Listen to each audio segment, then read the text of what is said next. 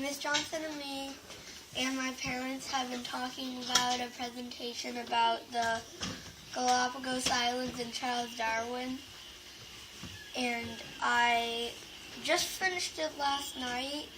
This is my first page. That's a picture of the Galapagos Islands from space. This is a picture of the Galapagos Islands. The islands are more than 1 million years old. The islands have some of the most unique animals in the world, most of which are endemic.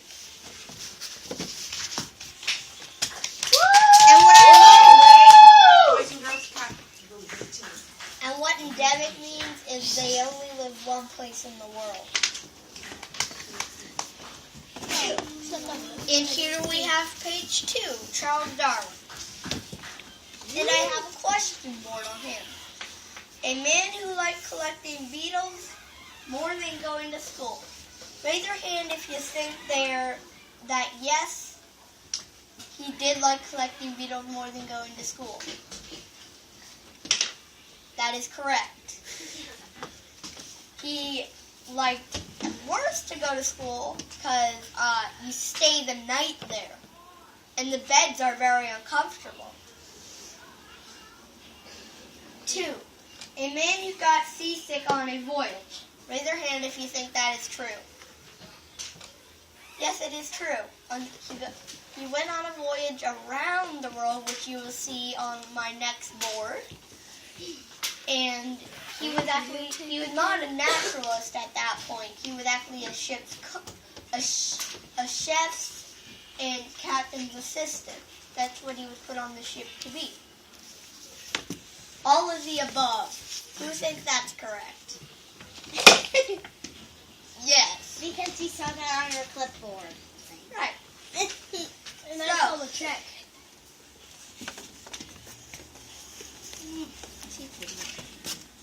Voyage of the HMS Beagle. This is, so you go from Plymouth. Well, you have to say what page it is. This is page 3.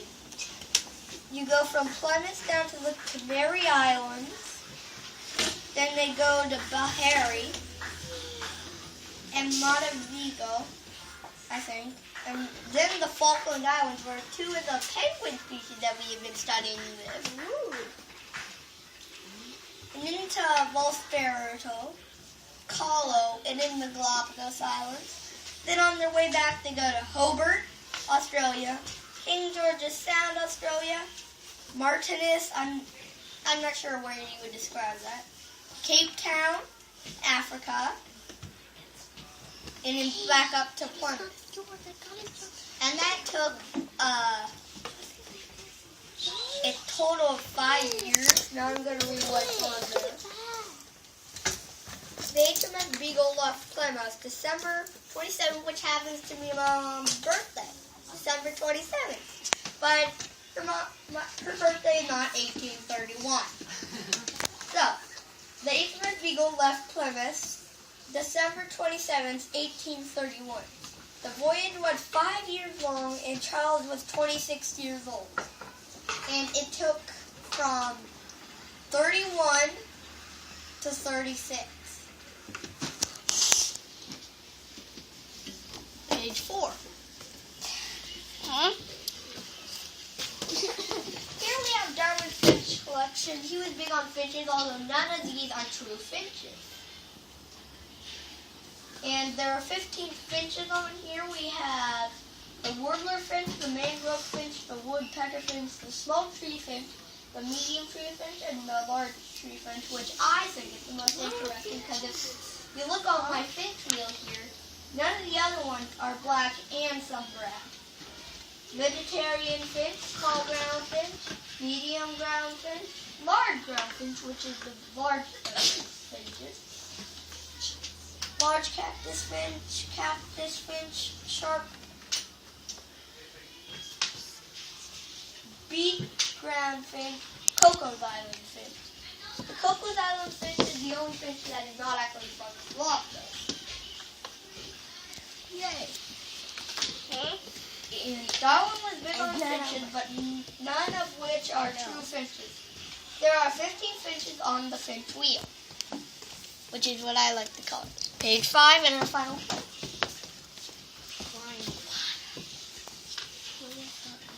I didn't write any words on these, but this is unique species of Galapagos.